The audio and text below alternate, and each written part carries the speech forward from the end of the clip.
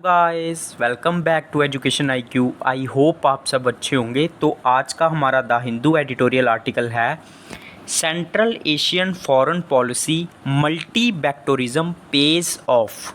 तो पहले मैं आपको इस हेडिंग का मतलब बताता हूँ। पेज ऑफ का मीनिंग होता है किसी चीज़ में सक्सेसफुल होना, टू बी सक्सेसफुल मतलब कामयाब होना।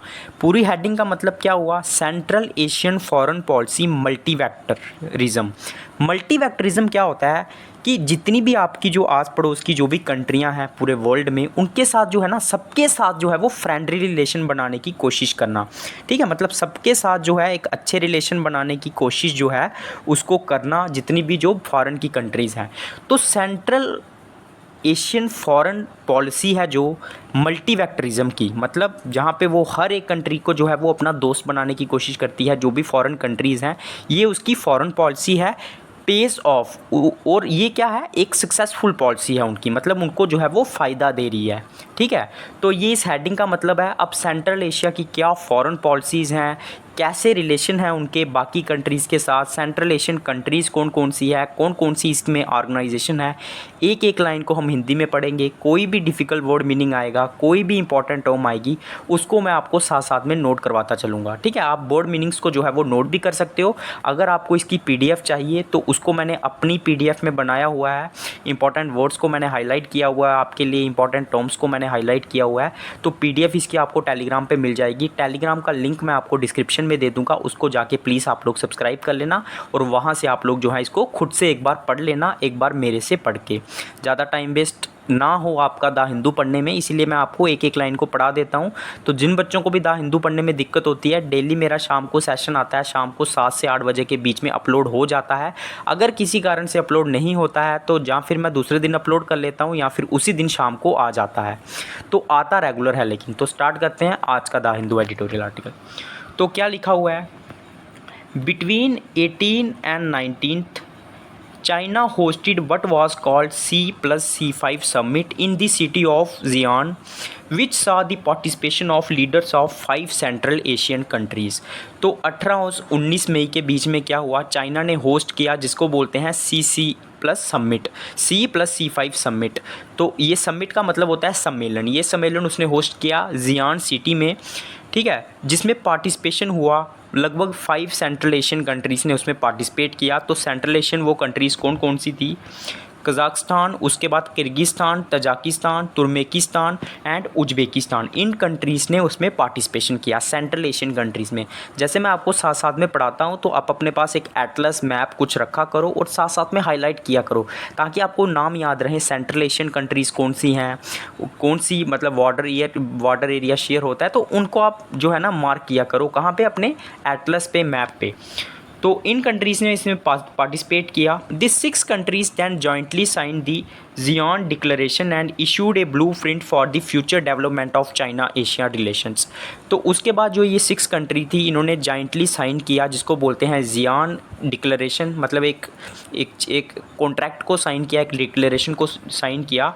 And issued a blue print का मतलब होता है एक रूपरेखा तैयार की कि किस तरह से काम करेंगे for the future development of China central Asian relation, ताकि जो फ्यूचर डेवलपमेंट के लिए किसकी? चाइना और एशियन जो सेंट्रल एशियन कंट्रीज है उनके रिलेशन के लिए। उसके बाद क्या है? In their discussions the 6 countries focused on the 10th anniversary of belt and road cooperation to be a new starting point.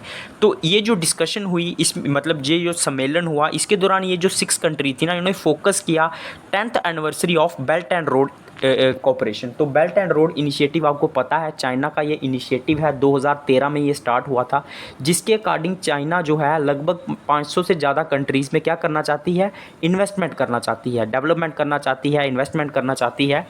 तो इस बात पे फोकस हुआ जब ये इस सम्मेलन में डिस्कशन हुई, इस समिट में, तो इन चीज़ों के ऊपर डिस्कशन हुआ, रोड एंड बेल्ट कॉपरेशन के ऊपर डिस्कशन हुआ और इसको एक नया स्टार्टिंग पॉइंट माना गया।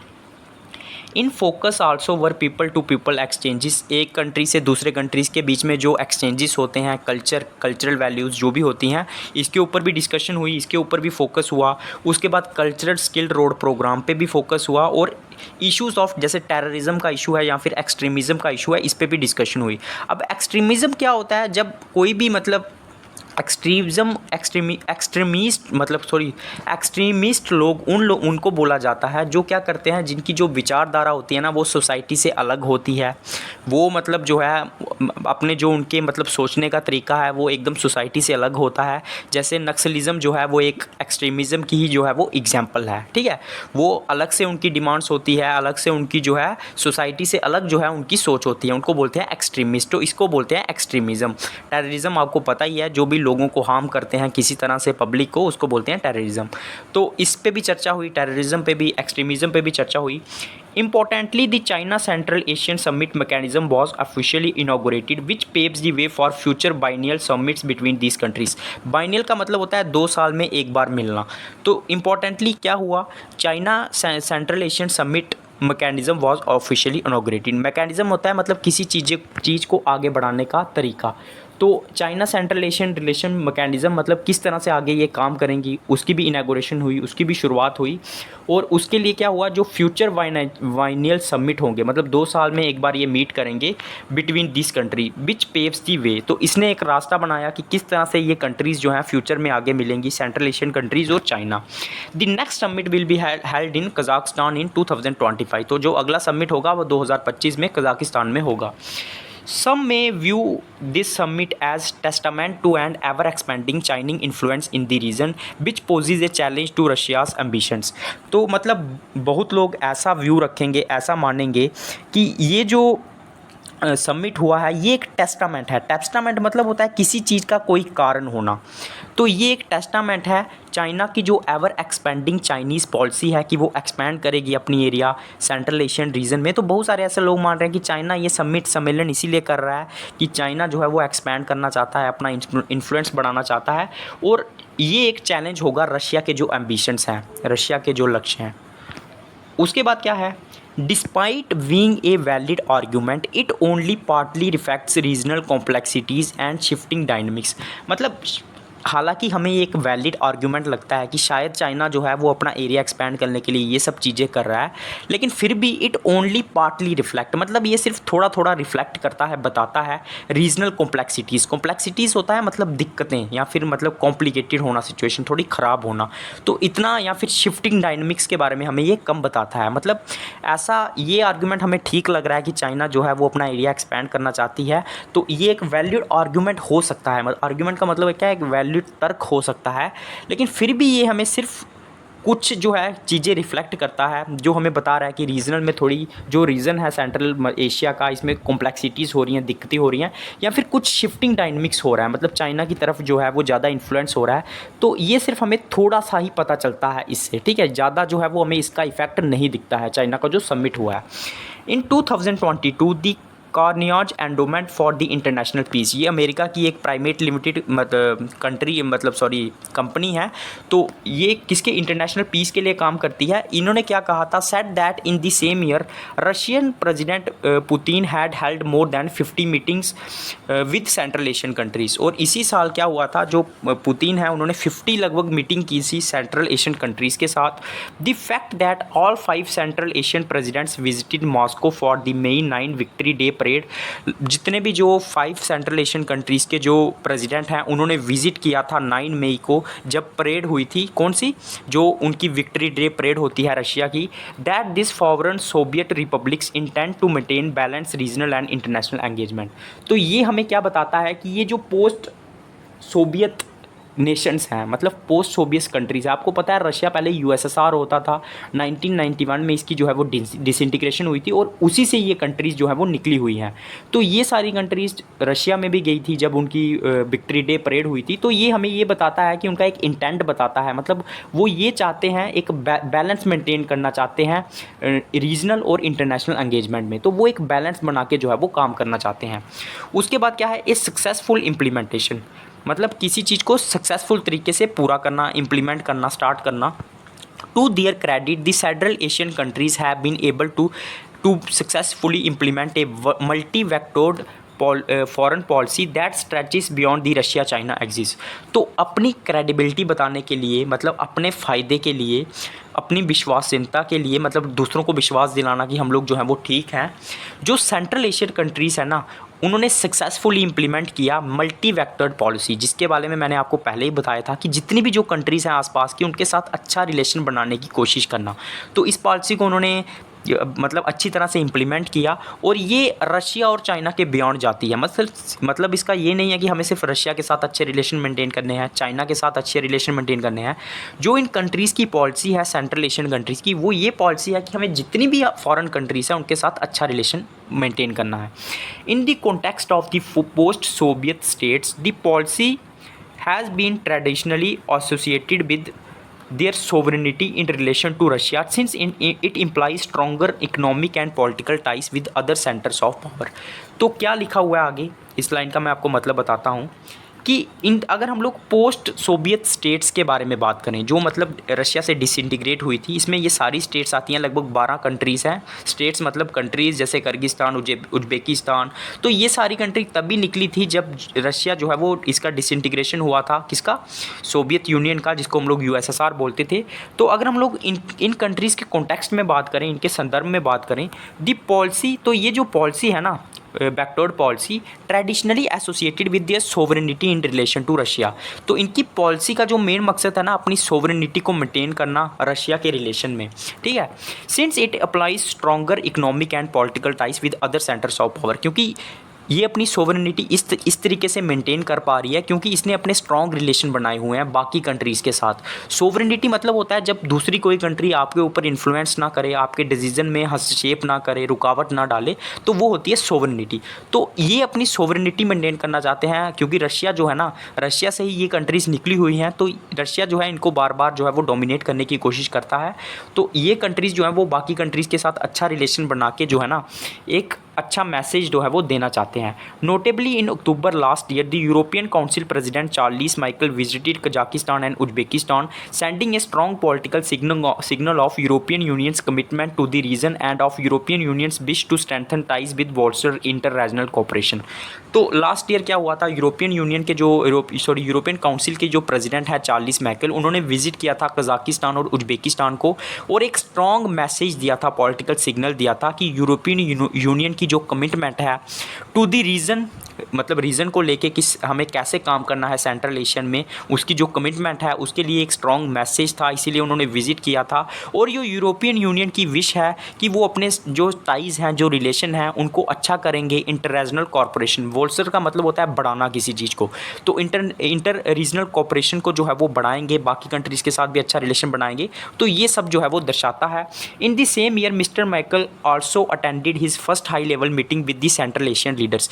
इसी साल उन्होंने एक हाई लेवल मीटिंग की थी यूरोपियन यूनियन के काउंसिल के प्रेसिडेंट ने सेंट्रल एशियन कंट्रीज़ के जो लीडर्स हैं, और वो कहाँ हुई थी, अस्ताना में हुई थी, ठीक है।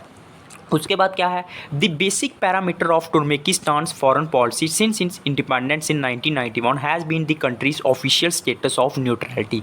तो बेसिक पैरामीटर मतलब पैमाना जो होता है वो तुर्कमेनिस्तान की जो फॉरेन पॉलिसी है ना, उसका ये जब से मतलब वो इंडिपेंडेंट हुई है 1991 से, वो क्या है कि न्यूट्रलिटी का स्टेटस मेंटेन करना, मतलब किसी कंट्री का भी साथ नहीं देना, हर कंट्री के साथ जो है वो न्यूट्रल रहना, ठीक है।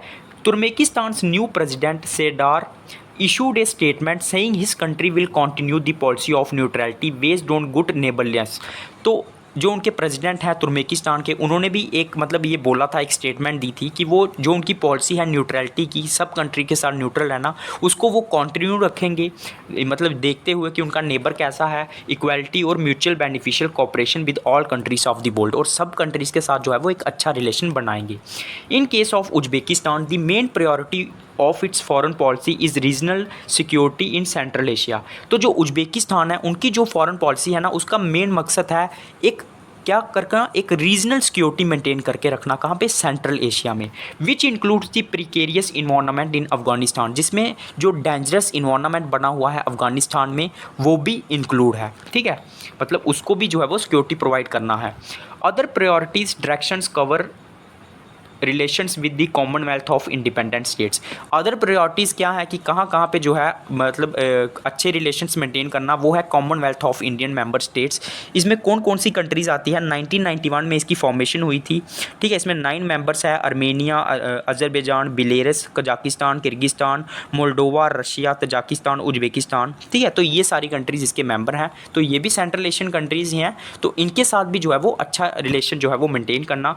और यूरोपियन यूनियन के साथ भी, टर्की के साथ भी, साउथ कोरिया के साथ भी, Japan, Malaysia, Indonesia, Singapore, Vietnam, इन सब कंट्रीज़ के साथ जो है वो अच्छा रिलेशन मेंटेन करना, ये भी एक प्रायोरिटी है। Economic and security concerns have been the decisive factor in formulating the foreign policy strategies of Kyrgyzstan in the post independence era. तो जब से किर्गिस्तान इंडिपेंडेंट हुआ है 1991 के बाद, जैसे ही वो यूएसएसआर से निकला था, तो उसकी जो इकोनॉमिक और सिक्योरिटी कंसर्न है ना, have been the decisive factor. Decisive का मतलब होता है क्रूशियल, मेन फैक्टर है वो। उनकी इकोनॉमिक और सिक्योरिटी की जो चिंता है वो एक मेन फैक्टर है। उसी हिसाब से वो अपनी फॉरेन पॉलिसी बनाते हैं कि जो उनकी इकोनॉमी है और सिक्योरिटी जो है वो उनकी अच्छी रहे। किसकी? किर्गिस्तान की, जब से वो इंडिपेंडेंट हुए हैं। After his election in 2021, Japarov chose Russia for the first official visit as a new Kyrgyz president. जब इलेक्शन हुई थी 2021 में, तो जो जैपरोज हैं किर्गिस्तान के प्रेसिडेंट, रशिया को उन्होंने चूज़ किया था ऑफिशियल मीटिंग के लिए, फर्स्ट विजिट के लिए। And indication that Russia remains की मेन सिक्योरिटी पैरामीटर फॉर बिशेक। बिशेक जो है वो एक कैपिटल है किसकी? किर्गिस्तान की। तो ये हमें इंडिकेशन दिया था उसने कि रशिया जो है ना एक मेन सिक्योरिटी पार्टनर रहेगा किर्गिस्तान का, which host collective security treaty organisation troops at the Kant military airbase. और उसने जो है ना कोलेक्टिव सिक्योरिटी ट्रीटी को भी जो है होस्ट किया था, जो हुई थी कांट मिलिट्री एयरबेस में। CSTO क्या है ये? इसके 6 मेंबर्स हैं। पहला है आर्मेनिया, बेलारूस, उसके बाद किर्गिस्तान, उसके बाद रशिया, ठीक है। तो ये सारे जो हैं किसके मेंबर हैं? CSTO के 6 मेंबर हैं इसके।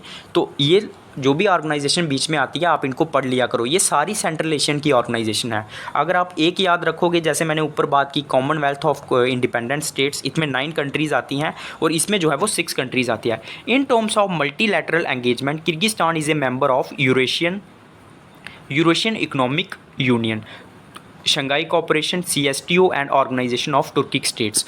तो अगर हम लोग बात करें तो ये किस किस का मेंबर है? किर्गिस्तान, यूरोपियन यूनियन का, इकोनॉमिक यूनियन का, शंघाई कोऑपरेशन ऑर्गेनाइजेशन का, CSTO का और टर्किक स्टेट्स का।